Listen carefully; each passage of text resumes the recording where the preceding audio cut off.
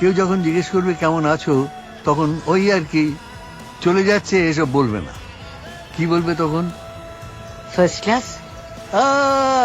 First. কিন্তু আমরা কজনই বা এরকম ফার্স্ট ক্লাস বলতে পারি, তাই না? আজকালকার এই কলিযুগে কে কার খোঁজ নিচ্ছে আর বলো? সবাই সবার মতো ব্যস্ত। তোমার খোঁজ নেওয়ার মতো কি আদৌ কেউ আছে?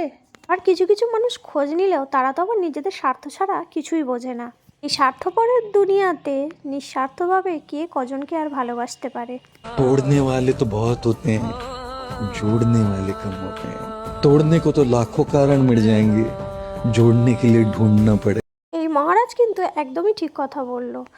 সম্পর্ক ভেঙে দেওয়ার জন্য বা সম্পর্ক ভাঙার জন্য অনেককেই পাবে, কিন্তু জোড়ার জন্য কজনকে পাবে? একটা সম্পর্ক ভাঙার জন্য তো তুমি হাজারটা কারণ খুঁজে বের করতে পারো, কিন্তু জোড়ার জন্য কি একটা কারণও খুঁজে বের করতে পারবে? সম্পর্ক টেকানোর জন্য যদি তুমি একটা কারণই খুঁজে বের করতে পারো, সেই দেখবেই একটা কারণই তোমার ওই সুন্দর সম্পর্কটাকে টিকিয়ে রেখে দেবে।